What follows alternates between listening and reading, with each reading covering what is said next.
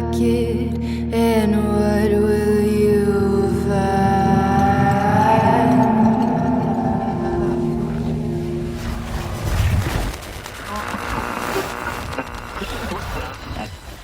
Hi, listeners, we're back. Well, sort of. It's been 1 year since the finale of our story, and we wanted to give you something special for sticking with us. So, we're bringing you not one, but 2 special episodes. Each episode consists of several spooky tales, paranormal phenomena, urban legends, and of course, cryptids.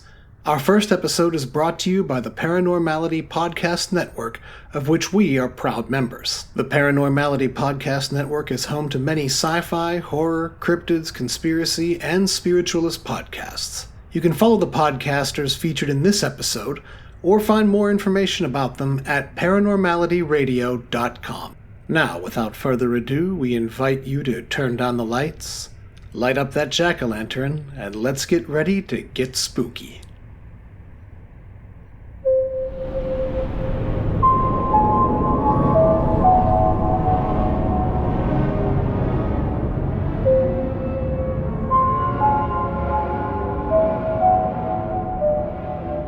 Hi, this is Alexander V. Thompson, creator, writer, and the voice of Trevor Barnes in the scripted sci-fi podcast Cryptids. For our special Halloween treat, we are pleased to present a selection from Dracula by Bram Stoker.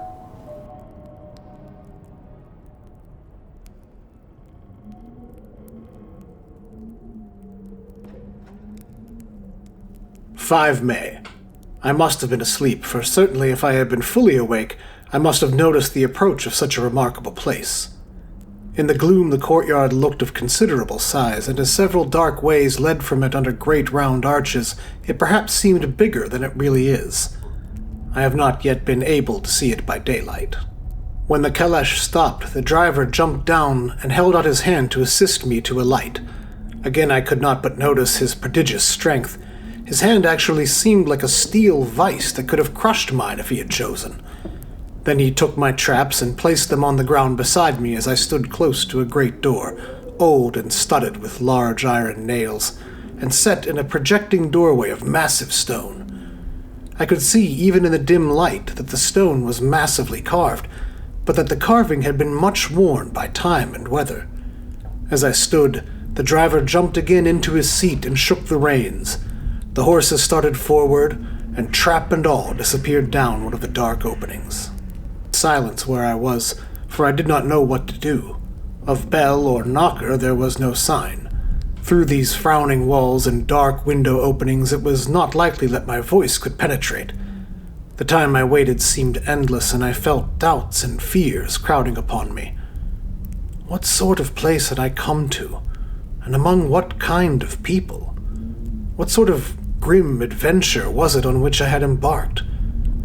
Was this a customary incident in the life of a solicitor's clerk sent out to explain the purchase of a London estate to a foreigner? Then pinch myself to see if I were awake. It all seemed like a horrible nightmare to me, and I expected that I should suddenly awake and find myself at home with the dawn struggling in through the windows, as I had now and again felt in the morning after a day of overwork. But my flesh answered the pinching test, and my eyes were not to be deceived. I was indeed awake, and among the Carpathians. All I could do now was to be patient, and to wait the coming of morning.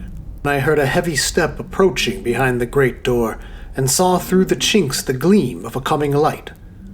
Then there was the sound of rattling chains, and the clanking of massive bolts drawn back.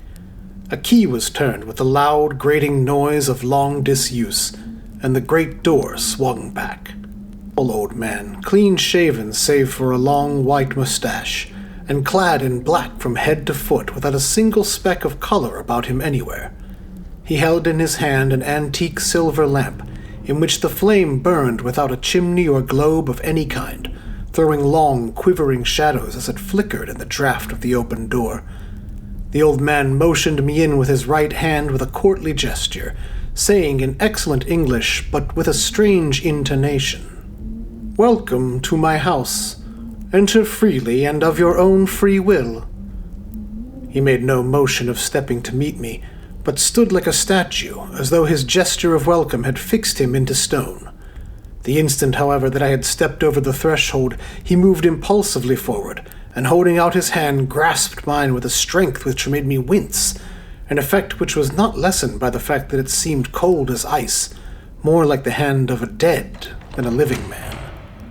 Again he said, "Welcome to my house. Enter freely, go safely, and leave something of the happiness you bring." The strength of the handshake was so much akin to that which I had noticed in the driver, whose face I had not seen, that for a moment I doubted if it were not the same person to whom I was speaking. So to make sure, I said, interrogatively, "Count Dracula." He bowed in a courtly way as he replied, "I am Dracula, and I bid you welcome, Mr. Harker, to my house. Come in. The night air is chill, and you must need to eat and rest." As he was speaking, he put the lamp on a bracket on the wall, and stepping out took my luggage. He had carried it in before I could forestall him. I protested, but he insisted. "You are my guest. It is late, and my people are not available. Let me see to your comfort myself."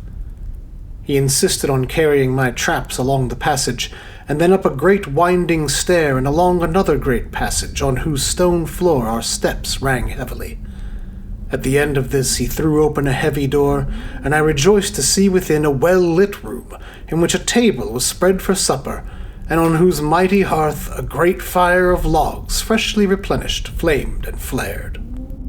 The Count halted, putting down my bags, closed the door, and crossing the room opened another door, which led into a small octagonal room lit by a single lamp, and seemingly without a window of any sort. Passing through this he opened another door, and motioned me to enter. It was a welcome sight, for here was a great bedroom, well lighted and warmed with another log fire, also added to but lately, for the top logs were fresh, which sent a hollow roar up the wide chimney. The Count himself left my luggage inside and withdrew, saying, before he closed the door, "Need after your journey to refresh yourself. I trust you will find all you wish. When you are ready, come into the other room, where you will find your supper prepared." The light and warmth in the Count's courteous welcome seemed to have dissipated all my doubts and fears. Having then reached my normal state, I discovered that I was half famished with hunger, so I went into the other room. I found supper already laid out. My host, who stood on one side of the great fireplace, leaning against the stonework, made a graceful wave of his hand to the table and said, "I pray you, be seated and sup how you please. You will, I trust, excuse me that I do not join you, but I have dined already, and I do not sup." The Count himself came forward and took off the cover of a dish, and I fell to at once on an excellent roast chicken. This, with some cheese and a salad and a bottle of old Tokay, which I had 2 glasses, was my supper.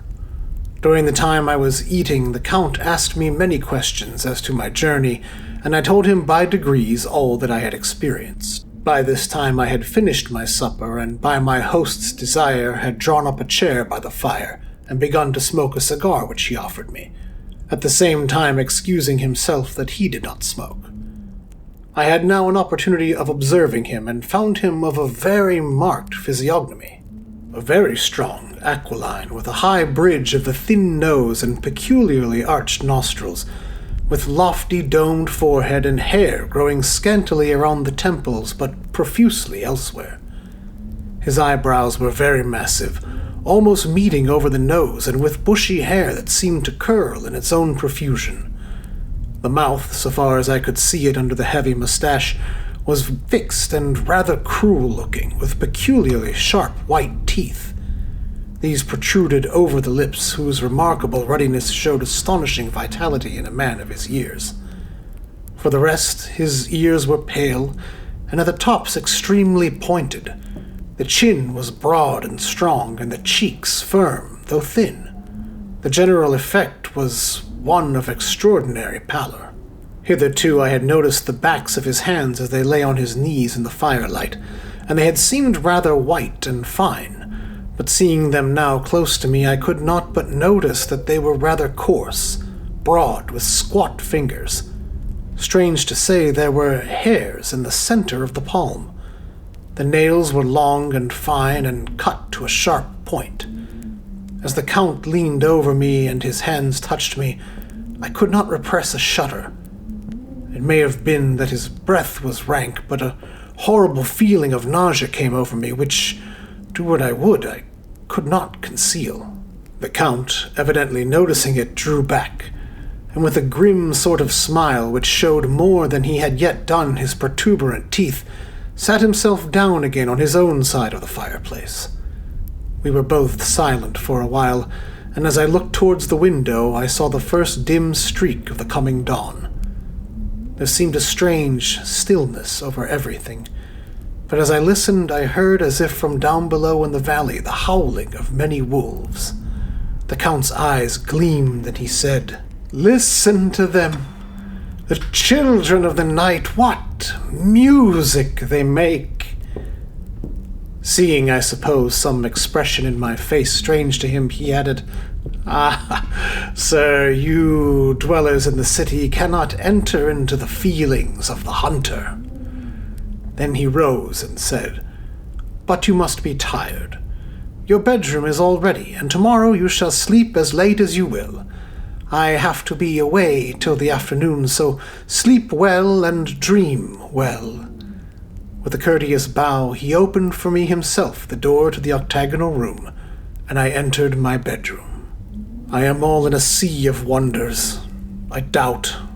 I fear. I think strange things which I dare not confess to my own soul. God keep me, if only for the sake of those dear to me. 7 May. It is again early morning, but I have rested and enjoyed the last 24 hours. I slept till late in the day and awoke of my own accord. When I had dressed myself, I went into the room where we had supped and found a cold breakfast laid out, with coffee kept hot by the pot being placed on the hearth. There was a card on the table on which was written, "To be absent for a while. Do not wait for me. D." I set to and enjoyed a hearty meal. When I had done, I looked for a bell so that I might let the servants know I had finished, but I could not find one. There are certainly odd deficiencies in the house, considering the extraordinary evidences of wealth which are around me. The table service is of gold, and so beautifully wrought that it must be of immense value. The curtains and upholstery of the chairs and sofas and the hangings of my bed are of the costliest and most beautiful fabrics, and must have been of fabulous value when they were made, for they are centuries old, though in excellent order. I saw something like them in the Hampton Court, but they were worn and frayed and moth-eaten. But still, in none of the rooms is there a mirror. There is not even a toilet glass on my table, and I had to get the little shaving glass from my bag before I could either shave or brush my hair. I have not yet seen a servant anywhere, or heard a sound near the castle except the howling of wolves. Some time after I had finished my meal, I do not know whether to call it breakfast or dinner, for it was between 5 and 6 o'clock when I had it. I looked about for something to read, for I did not like to go about the castle until I had asked the Count's permission. There was absolutely nothing in the room, book, newspaper, or even writing materials. So I opened another door in the room and found a sort of library. The door opposite mine I tried, but found locked.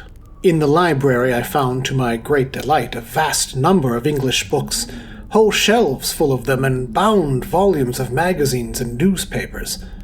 A table in the center was littered with English magazines and newspapers, though none of them were of a very recent date. The books were of the most varied kind: history, geography, politics, political economy, botany, geology, law, all relating to England and English life and customs and manners. There were even such books of reference as the London Directory, the Red and Blue books, Whitaker's Almanac, the Army and Navy lists, and it somehow gladdened my heart to see it, the law list. Whilst I was looking at the books, the door opened and the Count entered. He saluted me in a hearty way and hoped that I had had a good night's rest. Then he went on. "I am glad you found your way in here, for I am sure there is much that will interest you. These companions," and he laid his hand on some of the books, "have been good friends to me, and for some years past, ever since I had the idea of going to London, have given me many, many hours of pleasure. Through them I have come to know your great England, and to know her is to love her.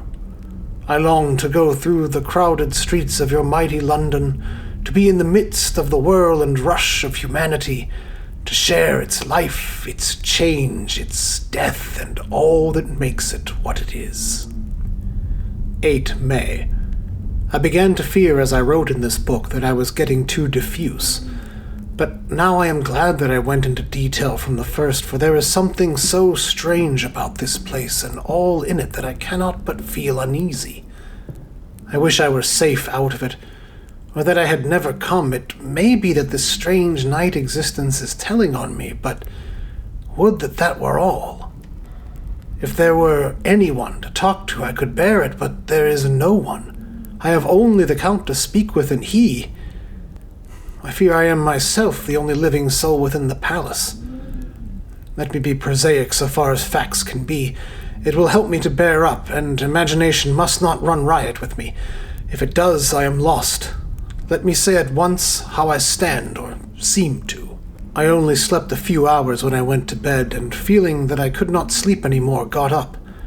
I had hung my shaving glass by the window and was just beginning to shave. Suddenly I felt a hand on my shoulder and heard the Count's voice say to me, "Good morning." I started, for it amazed me that I had not seen him since the reflection of the glass covered the whole room behind me. In starting I had cut myself slightly, but did not notice it at the moment. Having answered the Count's salutation, I turned to the glass again to see how I had been mistaken. This time there could be no error, for the man was close to me, and I could see him over my shoulder. But there was no reflection of him in the mirror. The whole room behind me was displayed, but there was no sign of a man in it except myself. This was startling, and coming on the top of so many strange things was beginning to increase that vague feeling of uneasiness which I always have when the Count is near. But at the instant I saw the cut had bled a little, and the blood was trickling over my chin. I laid down the razor, turning as I did so half round to look for some sticking plaster. When the Count saw my face, his eyes blazed with a sort of demonic fury, and he suddenly made a grab at my throat. I drew away, and his hand touched the string of beads which held the crucifix. It made an instant change in him, for the fury passed so quickly that I could hardly believe that it was ever there. "Take care," he said. "Take care how you cut yourself. It is more dangerous than you think in this country." Then, seizing the shaving glass, he went on, "And this is the wretched thing that has done the mischief. It is a foul bauble of man's vanity. Away with it!" And opening the window with one wrench of his terrible hand, he flung out the glass, which was shattered into 1,000 pieces on the stones of the courtyard far below. Then he withdrew without a word. It is very annoying, for I do not see how I am to shave unless my watch case or the bottom of the shaving pot, which is fortunately of metal. When I went into the dining room, breakfast was prepared, but I could not find the Count anywhere, so I breakfasted alone. It is strange that as yet I have not seen the Count eat or drink. He must be a very peculiar man. After breakfast I did a little exploring in the castle.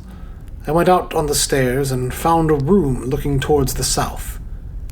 The view was magnificent, and from where I stood there was every opportunity of seeing it. The castle is on the very edge of a terrific precipice. A stone falling from the window would fall 1,000 feet without touching anything. As far as the eye can reach is a sea of green treetops, with occasionally a deep rift where there is a chasm. Here and there are silver threads where the rivers wind in deep gorges through the forests. But I am not in heart to describe beauty, for when I had seen the view I explored further. Doors, doors, doors everywhere, and all locked and bolted. In no place save from the windows in the castle walls is there an available exit. The castle is a veritable prison, and I am a prisoner.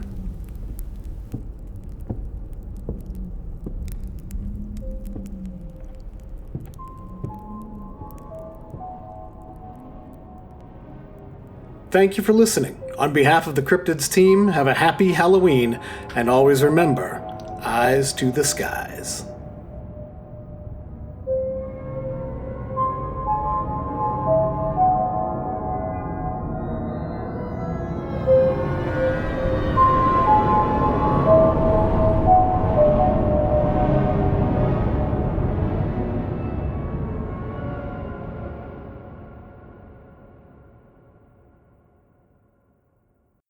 Hey guys, this is Eric and Jessica Carrier, the hosts of the Prairieland Paranormal Podcast.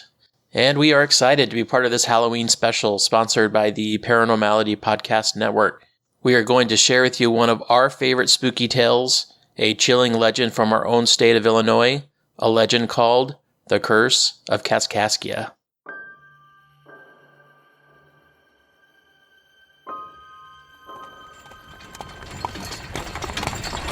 The fertile plains along the Mississippi River seemed like a great place for early French settlers to colonize as they moved through the territories of Illinois.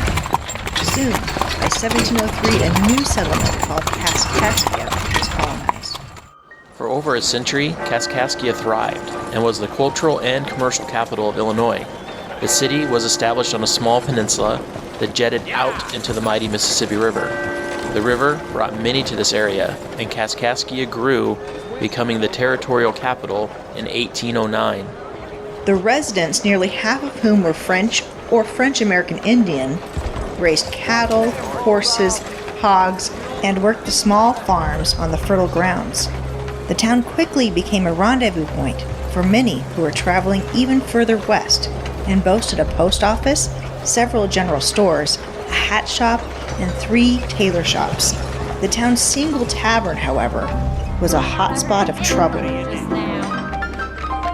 and was, of course, constantly crowded. In 1818, Illinois was granted statehood, and soon the capital was moved to Vandalia. Vandalia was more centrally located than Kaskaskia, and the move commenced with some regret, but perhaps with a little bit of providence, as the town was doomed and would soon cease to exist by 1881. Today, only a small part of the city still exists as a lonely island, the rest consumed by the river that once allowed it to thrive. The island is completely cut off from the state of Illinois, and the ghost town that remains, consisting of only a few small buildings, is accessible only via a decrepit bridge on the Missouri side of the river. So how did a town that was once the state capital and considered the metropolis of the Mississippi Valley end up tattered, torn, and decrepit? Was its destruction by the river simply nature taking its course? Or was it perhaps, as some believe, a curse? A curse that predicted that the city and the land would be destroyed and that the dead would rise from their graves in eternal torment. The legend of the curse dates back to the early 1700s, with a wealthy businessman named Jean Bernard. Bernard lived in a large stone home in the company of his daughter, Maria. Maria was beautiful and the pride of his life. Her beauty was said to be famed from Lake Michigan to the Gulf of Mexico. Bernard owned a trading post and mercantile shop and was a prosperous and influential man in the town. One day, a young man, a chief of the Kaskaskia tribe, settled in the town after being educated by the French missionaries and converting to Christianity. He was intelligent, handsome, and well-educated, and Jean Bernard instantly took a liking to him, eventually taking him in as a partner in his business. The problems began when Maria also took a liking to him. In fact, the two had fallen in love. They had met at a local ball and had fallen in love at first sight. While Bernard was willing to share his business with the young man, his daughter was not part of that deal. And when Bernard found out, he was enraged and fired the young man. More than that, he blacklisted him and turned every other local merchant against him. Move along. Making it impossible There's for him no work for to you find here. work. Eventually, the young man was forced to leave town. Before he left, he stole one last moment with Maria and promised he would return for her. Maria was angry with her father's actions, and while she pretended nothing was wrong, as to not arouse her father's suspicions, she was heartbroken and secretly awaited the return of her lover. A year passed. and Maria's lover returned in disguise. They met secretly and decided together to flee Kaskaskia and elope to the north. If you love me, we must go now. Those that searched for Maria that night discovered that the young Indian had been seen in town that evening, despite his best efforts to remain disguised. Bernard was enraged when he found out that his daughter had left with the Indian. He gathered several men into a posse and began hunting for his daughter and the young man. Sadly, their trail was easily discovered by the evening's snowfall. Legend says that they captured them near Cahokia, where the Indian had set up a home for the couple. When the men surrounded the home, the young Indian surrendered to Bernard and his men without a fight. Maria begged for her father to understand, but her cries went unheard. Bernard only had revenge on his mind and dragged the Indian and his daughter back to Kaskaskia. Bernard decided to rid himself of the Indian in the cruelest of ways. He placed his daughter in a convent and took the young man to the banks of the Mississippi with the intent of tying him to a log and throwing him in. The Indian was silent as the men grabbed him and bound him to a log. But just as they were about to place him in the water, he spoke up, and what he said is said to have cursed Bernard and the town of Kaskaskia forevermore. Speaking directly to Bernard, he said, Soon, Maria and I will be reunited forever, and you will be left alone, dead before the year's end. Kaskaskia is damned. Within 200 years, these very waters will sweep away every vestige of this town. Its lands, its homes, and the altar of its church will all be destroyed. Even the dead will be disturbed, rising from their graves. Nothing will remain in this town other than its name. The young man was then thrown into the muddy Mississippi and swallowed by the river. He was silenced, but the curse he left behind extracted its revenge with devout prophetic exactness. Maria, distraught over her lover's fate, refused to leave the convent or eat, and soon died, joining her lover on the other side. Bernard was left alone and within a year was dead himself, shot in 1712 in a duel by a man he accused of cheating him in a business deal. The river then exacted the curse on the town. The channels shifted and flooded the peninsula over and over again. And by 1881, Kaskaskia was completely cut off from the mainland. The inhabitants of the city left slowly over time, abandoning their farms and their homes as the river continued to encroach. With one last upheaval in 1973, the mighty Mississippi flooded the town out of existence, leaving the town a desolate ghost town. This same flood destroyed the town's church and its altar. It also caused the caskets in the town's cemetery to erupt from the ground and float down the river. The dead of Kaskaskia had risen from their graves. Whether you believe in curses or not makes no difference. The superstitious will declare that the Indians' curse exacted its revenge on the once flourishing town. And those who don't believe in such nonsense will say it's just the nature of the turbid waters of the Mississippi to destroy. Either way, Kaskaskia was destroyed, and there was not a speck of its soil that has not been affected in some way by either nature or the supernatural.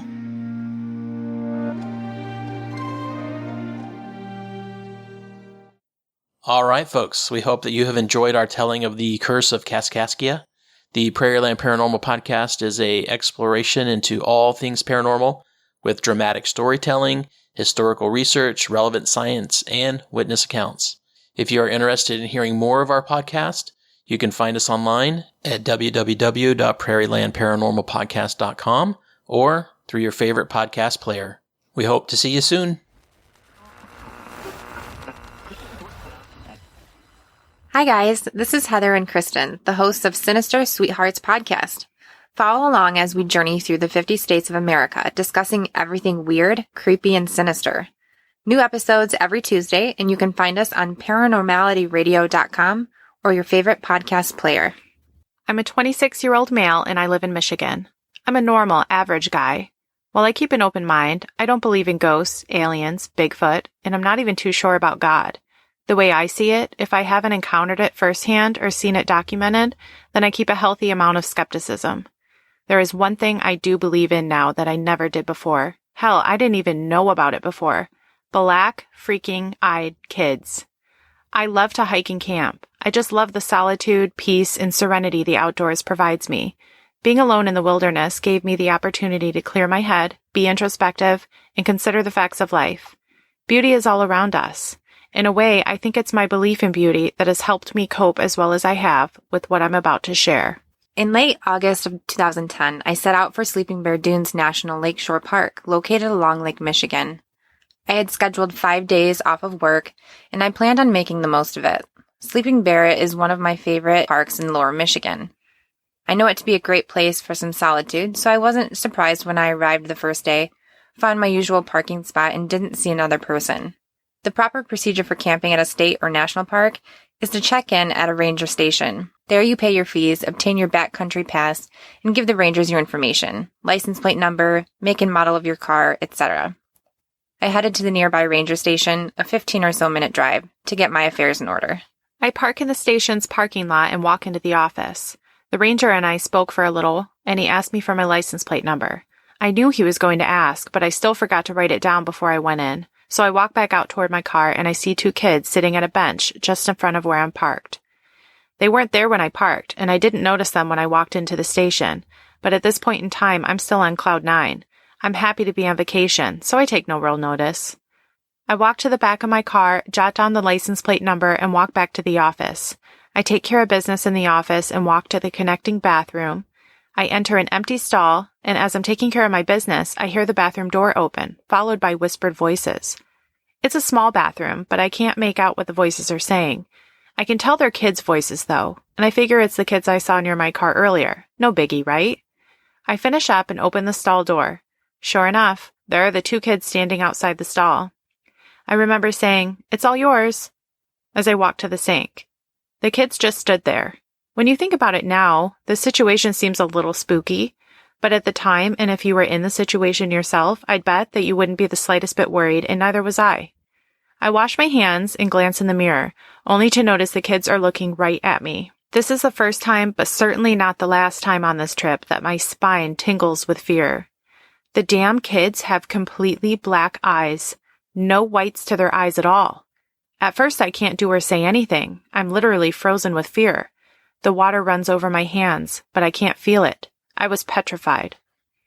It was only when one of the kids, a brown-haired boy that I would guess was around 12, took a step toward me, that my fight or flight instincts took over. I moved a step back from the kids and toward the door. The boy didn't take another step toward me. "Can you help us?" That's what the boy said when one of us finally spoke. For a moment, I did want to help. I considered myself to be a pretty nice guy, and for a while, I thought this is why I wanted to help those creepy kids. I thought my sheer decency, despite my better judgment, made me want to help them.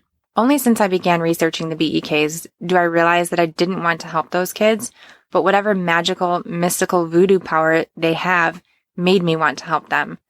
I can't tell you with any certainty how long I stood motionless thinking about helping those kids, but it seemed like an eternity. Finally, like a physical shaking of my brain, I said, "No, not right now. I gotta go." And then I left the bathroom. I remember in that 2 seconds my back was turned, I felt certain I was going to die. I thought as soon as my back was turned, they were going to tear me to shreds. It was with knee-buckling relief that I left the bathroom and walked out into the midday sun. I walked on noodle-like legs, too afraid to look behind me. I fumbled for my keys, got in my car, and locked it. Only then, in the safety of my locked car, did I feel safe enough to look back toward the bathroom. Damned if the little freaks weren't standing just outside the bathroom staring at me with the big, black, soul-sucking eyes. In my hiking, I've encountered odd people before. I've turned a bend in a trail only to startle a huge grizzly bear. I've been lost and ran out of water once, and I even had a tree fall in the middle of my campsite during a gale-swept night in Tennessee.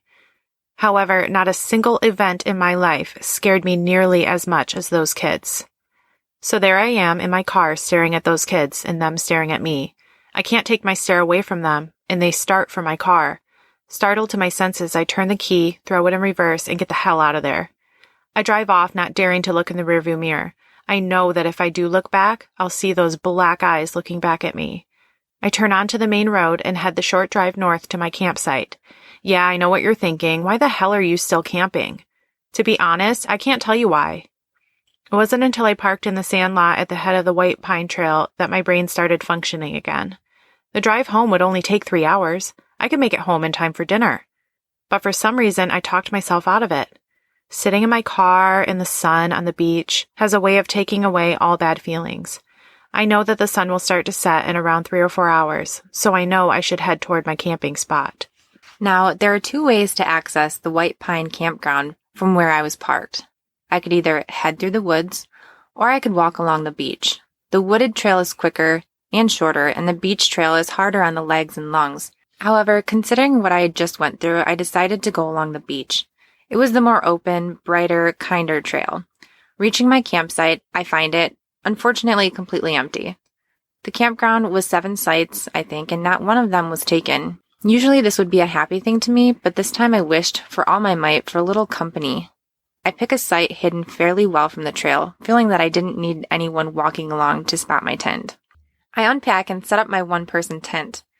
Taking my walking stick, a sawed-off hockey stick, and a folding knife with me, I head into the forest to gather firewood. I pile up a good-sized pile and proceed to light a fire.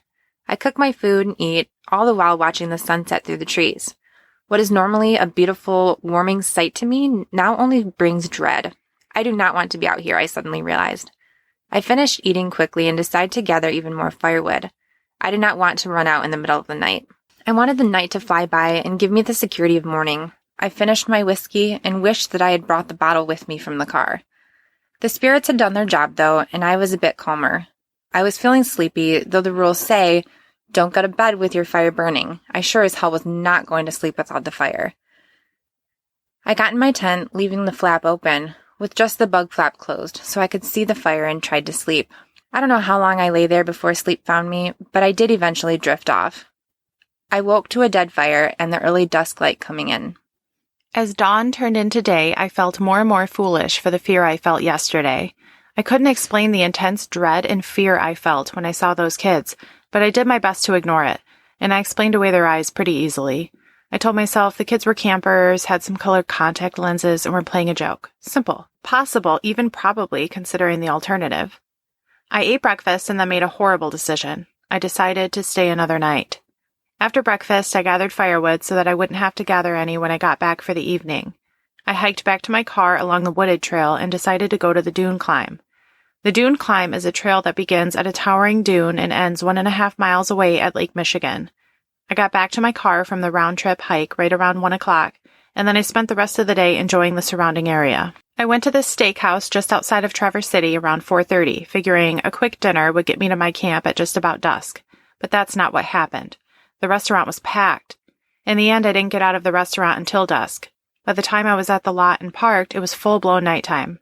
Sitting in the parking lot, listening to the wind and the rain, I was pretty damn scared again.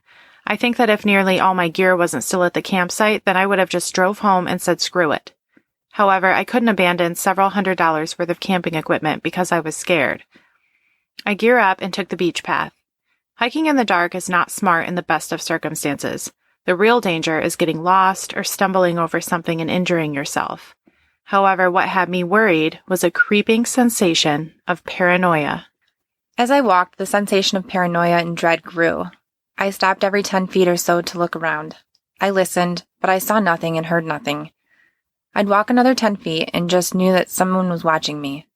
It was hard to hear anything over the lapping waves of the lake and the howling wind of the storm, but I swear I heard voices in the tall grass. I had been walking probably half an hour, and I knew I would reach the trail leading to my campsite any second. But then my world fell apart. Having one of my strongest moments of feeling watched, I turned around, and there they were.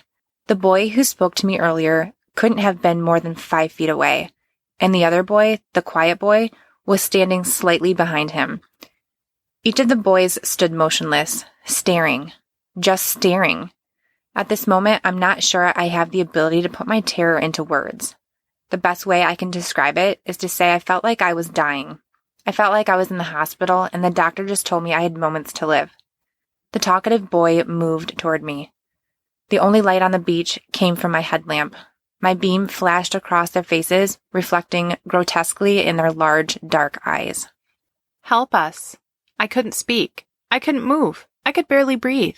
The boy moved closer. The quiet boy stepped to the side, almost like he was slowly circling behind me, and that broke the spell. I'm not freaking helping you, I said. We're lost. We can't find our campsite. Is this a game? I asked, even though I knew it wasn't. Take us with you, please. We'll die out here. We're afraid. I called bull crap on that one. They're scared, I thought to myself. I'm scared. You're the one with the creepy eyes, the vacant, hollow voices. You're the ones with the fisheye stare. The quiet boy moved a little more. He was now standing beside me, just a couple feet away. The talkative boy was still in front of me, blocking the way I had come, blocking the path back to my car. Then things got even weirder. Okay, you can come with me, I said. I don't even remember thinking the words. They just came out. The talkative boy smiled, and he reached to take my hand. The fight-or-flight response hit me so hard it was like a physical punch to the stomach. I recoiled at the sight of this little monster trying to take my hand. Before I even realize it, I'm running down the beach. I'm sprinting away as fast as I can. I don't look behind me. I don't know if they're following me or not, and I don't want to know. All I know is that I need to run faster. I see the trail leading from the beach into the woods. My senses finally returning to me, I jump off the trail and move a little ways into the woods. I turn off my headlamp and I lie down among some tall grass. I watch the trail, waiting to see the kids following. I waited, in the rain, for a couple hours at least. No kids. The cold was slowly creeping in. I had to leave my concealment and make way to shelter. I had two options: the tent and sleeping bag, or the car. It was an impossible decision. It was a choice of the lesser of two evils. I chose the tent. I crossed my fingers and prayed that the little creeps didn't know where my tent was. I got up, found the trail, and sprinted the half-mile to the campground. When I arrived at the campground, I made a wide circle of it, looking both for other campers and for the little devils. I saw nothing and no one. I made my way to my tent and crawled in. I thought briefly about a fire, but decided that would be more of a signal to the kids than deterrence. My clothes were sopping wet, and I was still very cold. I had to take them off. My pack is leaning against a tree about 15 feet from my tent. Inside are clean, dry clothes, sealed tightly in a wet bag. However, now that I'm inside the tent, I'm sure as hell not going back out. The rain plays against the leaves of the trees, and the wind creaks the branches. My imagination made every creak, every howl of the wind into something sinister. I wanted so badly just to fall asleep. I thought it was a nightmare at first when I heard the voice say, something. I thought I was dreaming, but then sleep cleared from my head and I realized I was awake. It was still night and the storm was still biting. Help us, an unmistakable voice said. I couldn't help it. It was a gut reaction. I screamed. I lay naked, my mummy bag zipped up to my chin. I was completely helpless. Please, let us in. No, I screeched. It's so cold. Please let us in, mister. I stopped replying and could only sob. I was so uncontrollably scared. Let us in. I tugged the pull string on the hood of my mummy bag until I was completely enveloped. I just kept repeating, no, no, no. I waited for death. I knew it was coming. Any second, and I'd be ripped to shreds. The kid kept saying something, but I wasn't listening. I wouldn't listen. I knew how overwhelming their hypnotic power was. I did everything I could not to listen. I kept chanting my mantra, kept howling my nose. I don't know when I fell asleep, but the next thing I know, I startle awake. The sun is shining, and I'm alive. It takes me several minutes to gather the courage necessary to unzip the tent fly, but finally I do. I peek my head out and see no one. I pack my belongings and take off down the trail. I thankfully haven't seen any more black-eyed kids. I don't want to ponder what they are. I don't want to think about whether they are demons or monsters or aliens. I was interested at first. I did some research because I wanted to know if I was crazy. I just wanted to know that I wasn't the only one who has had this experience. I'm not, and I'm thankful for that. My advice, if you ever do encounter a BEK, don't listen to it speak. Don't be polite in case they're just weird kids. Don't question their validity. Don't worry about looking silly or that others will think you're crazy. Just run. Run, and don't look back. Hello, I'm Lindsay, Hi, I'm Rebecca. and you're listening to I Have a Strange Story podcast. This is the podcast where two sisters retell your strange and paranormal stories and experiences. Thank you for joining us today for this special Halloween episode. Today, I bring you a story of fiction. This is Why Did You Have to See Me by Christina Martin. You just had to notice me. It had to be me? I don't know what brought me to your attention. I don't stand out from the crowd or wear flashy clothes that scream, "Pay attention to me. I want to be seen." I'm quite basic, as people my age would say.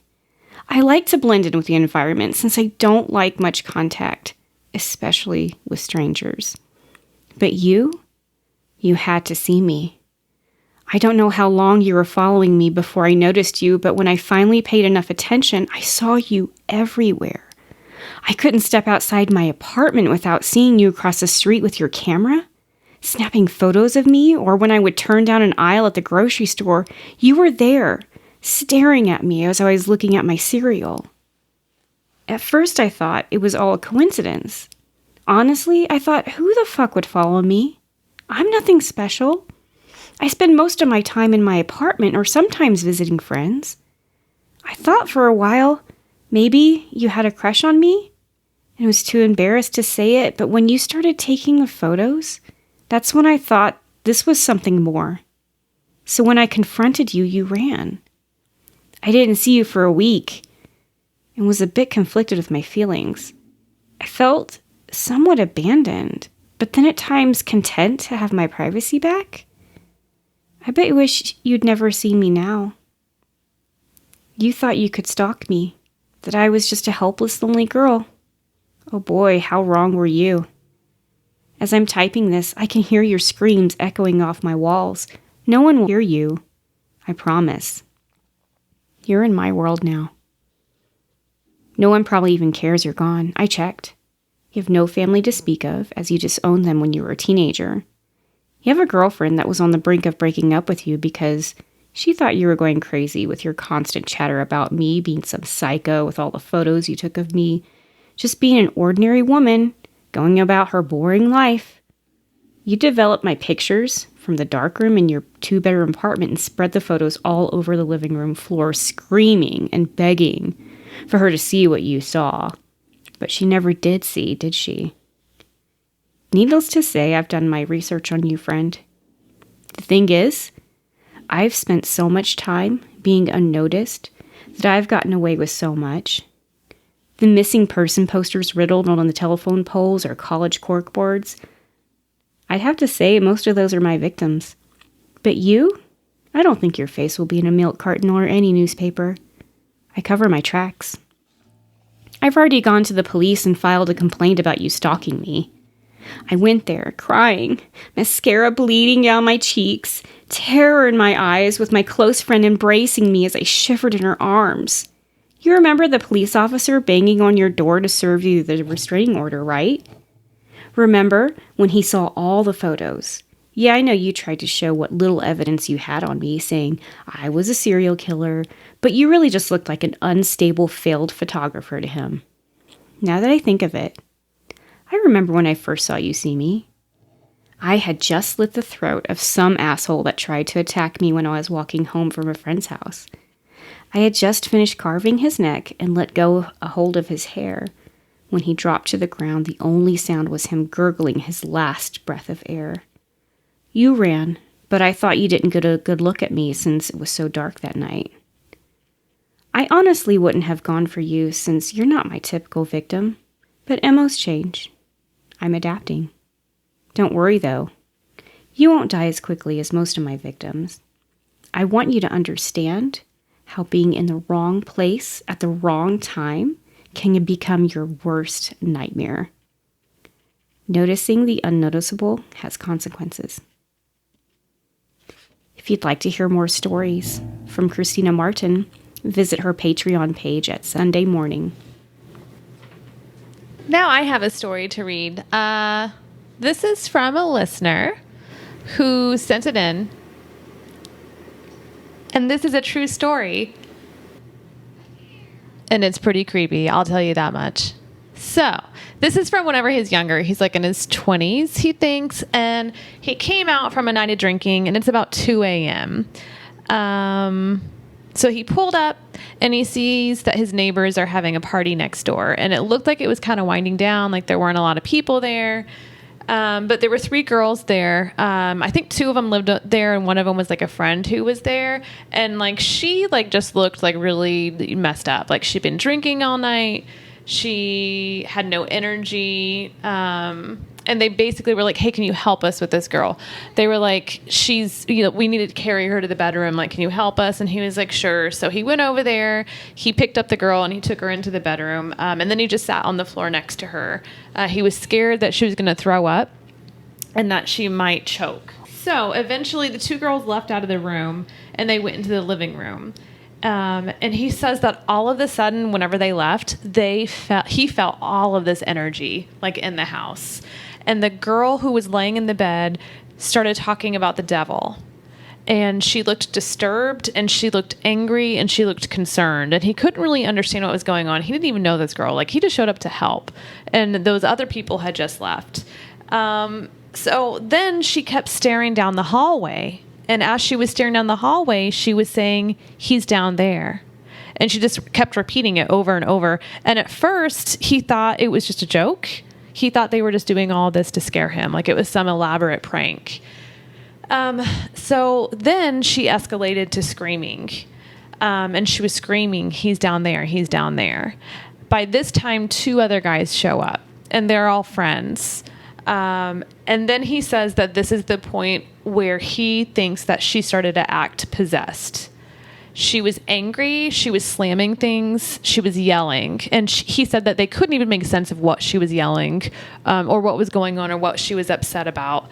So he was previously religious. At this time, he's not religious any longer, but at the time, he really was. And he was like, holy shit, this is the scariest thing he's ever encountered in his life.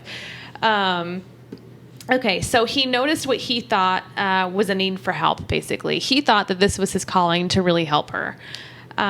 So she started like thrashing and throwing her body around the living room at this point. And everybody got really scared. He grabbed her by her shoulders, and he put her up against the wall to keep her from thrashing her body around. And he looked at her.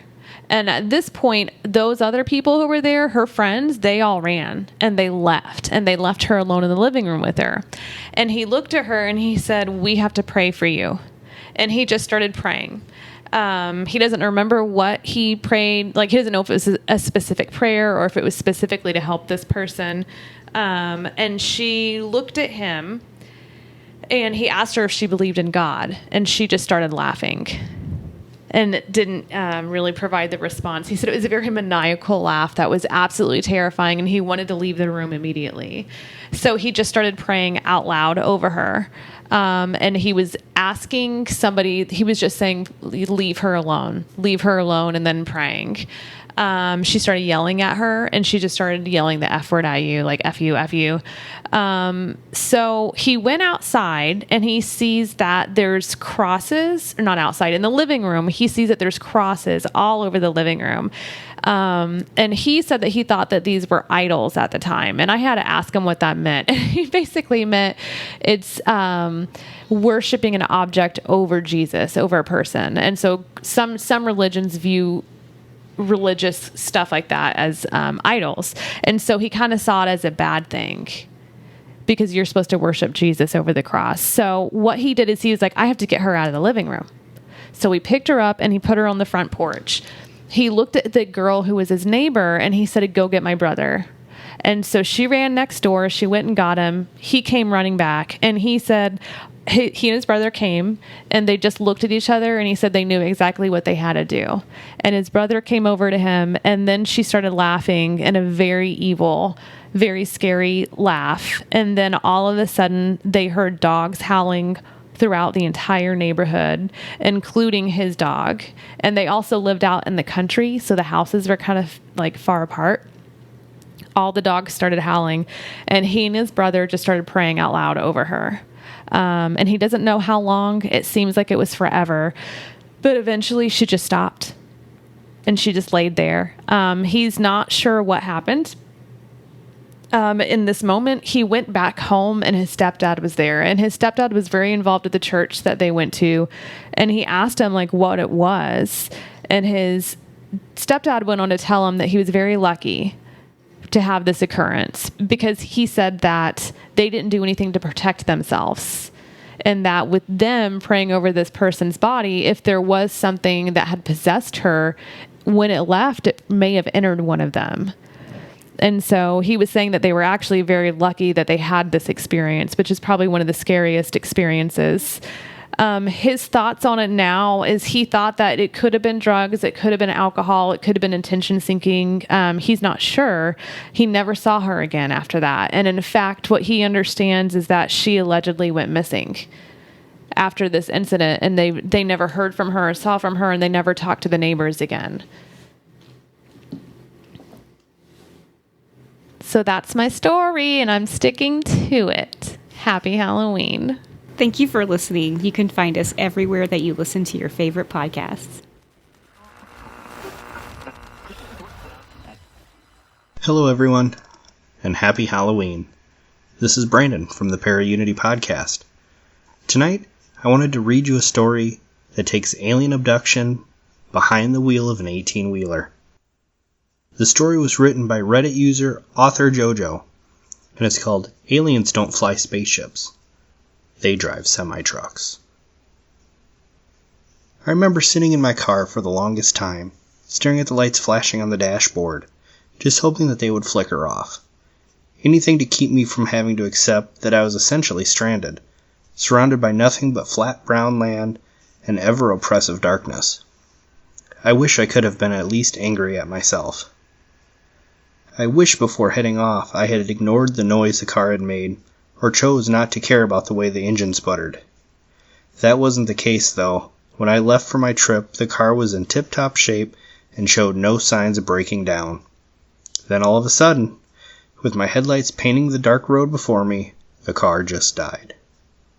So I sat with the battery's purpose reduced to keeping me vaguely illuminated, hoping that someone would spot me, but I figured I looked like nothing more than a speck of dust in the distance, similar to the stars hanging above me. My only saving grace was that the heater continued to pump warm air into the car, fending off the cold of the desert around me. Running through my options, I looked at my surroundings once more. No other specks of dust to indicate another living soul could be seen. Do I wait until morning? Or do I try to walk? I'd been driving for a while, and my destination could be seen on the horizon. Still, it would have been a hell of a walk in the cold. And in the morning, though, it would be far too hot, and I didn't have nearly enough water to keep me hydrated. I didn't know if the road was more commonly occupied during the night or the day. It was the kind of drive I would assume people would take at night. It was truly a lovely one. Light pollution hadn't reached the sky, so the stars were ever visible, and it was almost surreal. What wildlife would I have to look out for? The drive should have been a fairly quick and uneventful one, so I didn't worry about anything like that on departure. It was there, deep diving into my thoughts, that I began to feel my body vibrate. A small shaking that rattled up my spine, jarring me back to the lights on the dashboard. This time, though, the interior of my car was bright, far brighter than my overhead light could accomplish. Turning towards the source of the light, I was immediately blinded by the intense white of two orbs sitting just behind my car, hovering above the ground. For a brief moment, I pictured myself standing far off in the desert, looking towards the sky. I imagined the intense light lifting me off the ground and pulling me into some spacecraft. As my rational brain pulled me away from such fantasy, I came to recognize through the blinding light the rumble was coming from a truck. I dropped the hand shielding my eye in relief and fumbled for the door handle. I don't know how I didn't notice something so large and bright coming up from behind me. I figured I was so lost in my thoughts just trying to avoid panicking. Pushing open the door, I stepped out into the cold, feeling half of my body still being heated from the front of the truck. I walked around to the side of it, remnants of the intense light still blocking bits of my vision. So much so that I was hardly able to make out the face of the man driving the truck, but it didn't matter. I was still happy to see him. I explained to him what had happened, how my car decided on its own accord that it wanted to rest by the side of the road for a while, and with a voice that made me feel like a small child asking for something expensive for my birthday, I asked if he could just give me a ride to town, and I didn't feel like walking was going to pan out well for me. "Hop in," he replied. His voice sounded like he was shivering as the cold had wrapped around his windpipes. I offered far too many thanks and retrieved my stuff from the car. Shutting off the headlights that painted the road vanished. The much more overpowering light of the truck had all but eaten them up. Jogging to the passenger seat, I reached up and pulled the large door open. It swung with a heft I wasn't expecting and nearly threw me back. Using the metal steps, I climbed up into the cabin and rested back on the seat. I said thank you again and offered my name up. Waiting a moment in silence, though, he turned to me, features still hidden in the dark, though thinking back, with the headlights, I should have been able to make something out. I noticed he wasn't looking at me, but the door that I hadn't yet closed. Sheepishly, I apologized and swung the door shut. It slammed, wafting the bang through the cabin, and after shutting, offered a bizarre click, like the winding of gears. It was odd, but I figured truck doors need to have a sturdier mechanism to keep them closed. I heard the driver shift, and the vibration of the truck intensified. It lurched forward soon, and we left my car behind. I was so happy to be moving again, I almost didn't realize how cold it was in the cabin. The rattling from the vibration seemed to echo the chill running across my bare skin. I didn't want to be rude and ask for the driver to turn the heat on. I just didn't understand how he wasn't cold, though. He was just wearing a long-sleeve shirt and jeans. Nothing special. Looking over at him, trying to get a read on his face, I noticed just how clean this cabin was. Looked like it had just been bought. Nothing like you see in the shows where wrappers are littered everywhere and clothes are draped all over the seats. Swallowing my pride, I began to speak again, lips quivering. I started to ask if he could turn the heat on, but my words came out soft. It was hard to get the air out to form the words pressing out of my head. The smell.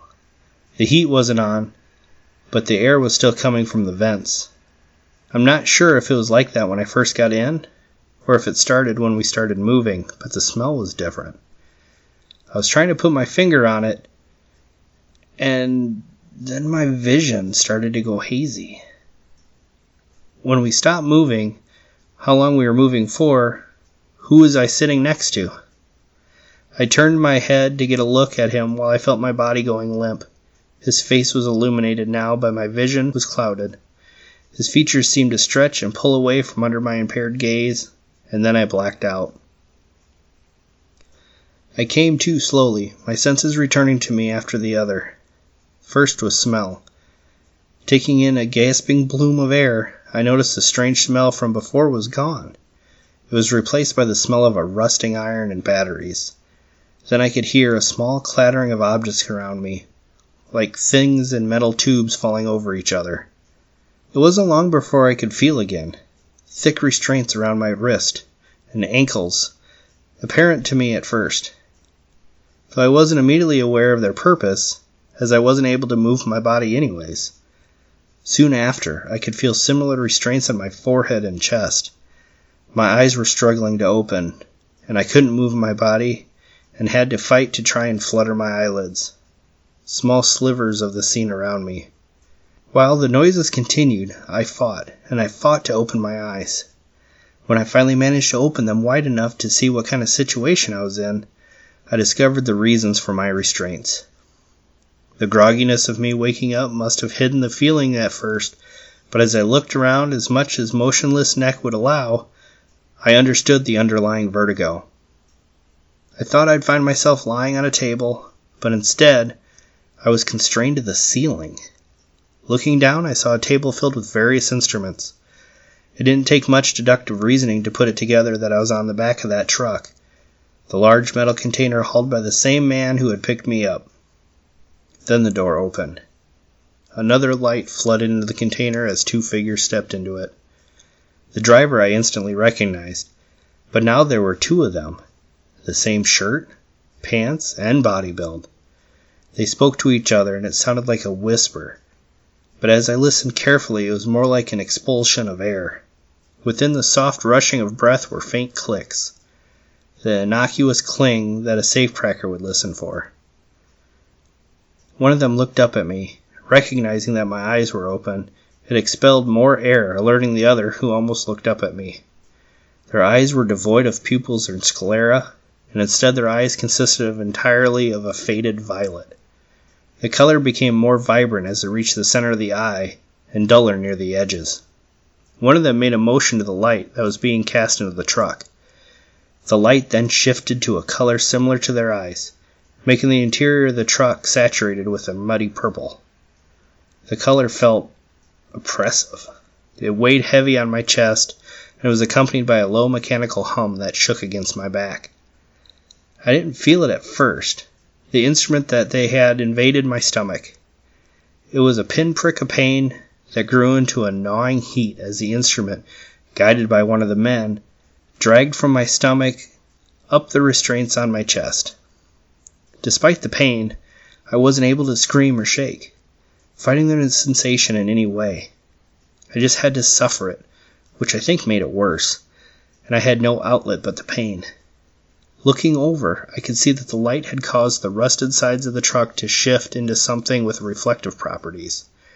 It was a warped image, but I could see myself hanging on the ceiling as the driver sliced me open. It was more like an out-of-body experience thought, like my mind was trying everything it could to separate me from the pain. I'm not sure how much the efforts worked, though. I could feel every aching inch of my skin being divided. Then I felt it. Something like experiencing 0G on a roller coaster. When the knife reached the restraints, the driver parted my skin with another tool and my stomach dropped. My insides fell away from me. I watched in exhaustive horror as the parts of me, like I've only ever seen in movies or medical textbooks, rushed out like water. Shutting my eyes, I waited for the sound of my wet organ slapping on the bottom of the metal box, and I was surprised when I heard nothing. Opening my eyes again slowly, I could see in the reflection that my organs were suspended. It was as if the light was acting as a 0G generator. Even my globs of blood would drift down and hang in the air. There was a video of some astronaut showing how water acted outside of Earth's gravity, and it looked similar to how my blood was acting, though obviously my blood was more viscous and held together better in the environment. At some point, the pain just became a part of me. The fear that was clawing at my inside was soothed somehow, like something was telling me I wasn't going to die, and that the pain was temporary. Fascination took over as I watched my insides shift and undulate, still performing the necessary tasks like nothing abstract was happening. Everything except my stomach. Almost as if reacting to the light, I watched a small yellow flash emit from my stomach. I could feel the heat of it every time it flashed. The two things walked over to it, the yellow light rhythmically casting over their skin. It looked like human skin, but it was a light shade of gray, and seemed to wrap around them tightly. One held my stomach, and the other used something to cut into it. My fascination flushed away, and in its place a much more intense agony radiated through me. I got nauseous, and as I felt the pain in my stomach so distant from my body. It was like a snake devouring its food, how the pain would run through my body one bit at a time. My lungs, stomach, intestines, all separate sections of myself experienced pain on their own. The driver reached into the opening he had created and retrieved the flashing light. Holding it in his hand, I could see the metal device flashing against his gray, cracked skin. The other driver placed his hands over the device, and I watched as a faint light emitted between the two. Once it was gone from the device, now it was flashing a bright blue, and was returned to my stomach. When this light was returned, however, I didn't feel any heat or pain. The driver placed his hand over the opening in my stomach, and emitted the light once more. Then both of them returned their gaze to me. Their eyes closed, making their faces almost featureless, just walls of gray flesh. Then I could feel the restraints beginning to loosen, and as the purple light returned to white, the restraints were completely released and I fell. I braced for impact, but found that I fell slowly. I watched as I was engulfed by the white light, able to turn my head and look towards the source of it. While it was blinding, I was able to see out of the truck into the space beyond. The light shining into my box was from another truck's headlights, and not the only one. Next to and behind that truck was another truck. Next to those trucks was another truck, and so on and so on. I couldn't see past the first few, but I could feel it. An ocean of similar trucks driven by similar men, masked by the twilight, all humming the same tune, releasing the same light. I didn't know if any of those trucks had someone in them, or if they were all empty, but I could feel that all served the same purpose. As that ocean revealed itself to me, and I was able to see into the infinity, my face crashed into the ground. I let out a gasp of air that kicked up the dirt in front of me. My chest and arms ached from the sudden impact. Finally in control of my body once more, I scrambled around to try and get on my feet. It felt like when I was taking my first steps. Unfamiliar with how to operate my body, I flailed around on the road for several minutes before I began getting the hang of it. It was like the neural pathways that had formed over my years of life were blocked off to stop me from moving. Realizing I was still bathed in light, I panicked, looking towards the source to find the headlights of my car sitting lonely on the road. Confused, I lifted my shirt to look over my skin. Running my hand over the flesh, I couldn't find any imperfections that weren't already there. But when I ran my fingers over where I knew the skin was split, the memory of fire-like pain crept into my mind. Removing my hand halted the memory. Not sure of what else I should do, I shuffled over to my car and sat myself down in the driver's seat. Once again, I pictured the light of my car against the dark expanse. Nothing but a dot in the sky. With a turn of the key, the car sprang to life. And with a press on the gas, it began to roll forward, completely vacant of the dashboard's warnings that previously had plagued it. I drove all through the night until reaching my destination. Nothing stood out on my drive except for when I drove by a truck stop. A completely unremarkable truck sat among the other branded ones. I knew in my head that couldn't have been the driver that had picked me up, but I couldn't stop my hair from standing on end. Because now I know that aliens don't fly spaceships. They drive semi-trucks. Hello everyone, this is Brandon, the host of the Paraunity Podcast, wanting to take a second to tell you about our show. The Paraunity Podcast is your top choice for closing the distance between the paranormal groups. From ghosts to cryptids to ufology, we will discuss it all. The Paraunity Podcast is aimed at promoting positivity and collaboration between investigators and is geared specifically for those in the field. But if you're not, you'll still get a kick out of the show as well, because you'll be able to think of it like ghost hunters talking shop. Tune in and join myself and all of our amazing guests as we entertain you with sensational stories of fantastic places, events, tips for your investigations, and so much more. And remember, you can find the Paraunity Podcast on your favorite podcast directory and part of the Paranormality Radio Network.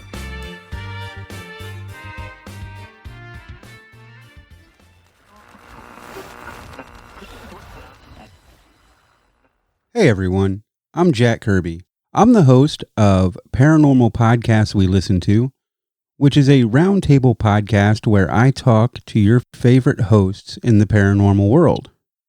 I also host The Matrix Has You, a podcast where I share your experiences with glitches in the Matrix, parallel realities, and the Mandela Effect. You can find Paranormal Podcasts We Listen To and The Matrix Has You on the Paranormality Podcast Network or anywhere you listen to podcasts. On this episode, I'm going to be sharing a story from The Matrix. This happened to me about 20 years ago, and I still can't explain it. I picked up my friend to go out one Saturday evening. We were both 20-ish females. I was driving, and we were blasting tunes, and I was laughing, ready for a fun night out. To get to our destination, we need to hop onto the freeway for like a quarter mile and then off at the next exit. I turned onto the freeway on-ramp, not realizing it was under construction. Like a dummy, not paying attention to the ramp closed sign. Suddenly my friend screamed, "Look out!" The road was just gone. We both screamed. In front of us was this great big construction hole. The next thing that either of us remember is that we're at our destination. There's no way we could not have crashed into that hole. We didn't even talk about it until days later. It was like we both just forgot about it. I drove past the exact spot soon after. It was a giant hole. How are we alive? How are we here? Alive. Not injured. Car not scratched? And what happened to those 5 or 10 minutes between realizing we were going to crash and being at our destination? Here's a couple updates just for clarification. Neither of us remember waking up or anything like that. We both have no memory between driving straight into the hole and being at our destination. We didn't even realize time was missing until we spoke about it later. And when I say I drove past the ramp closed sign, in reality, I never saw any sign, as far as I know. The sign wasn't there. When I drove back by the spot a few days later, it was clearly marked. In fact, it was barricaded. There was no way we should have even gotten as far as we did to see the hole. It was like the road was there, as it normally is, and a big construction hole suddenly appeared. And that's my Glitch in the Matrix story. I hope you enjoyed this Glitch in the Matrix story. And happy Halloween, everyone.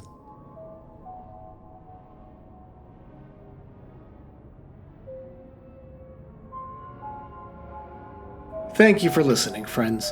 We hope you enjoyed part 1 of our special Halloween treat. If you like these stories, be sure to check out paranormalityradio.com for the featured podcasts and more like them. We'll be back next week with more spooky tales. Until then, good night, and remember, eyes to the skies.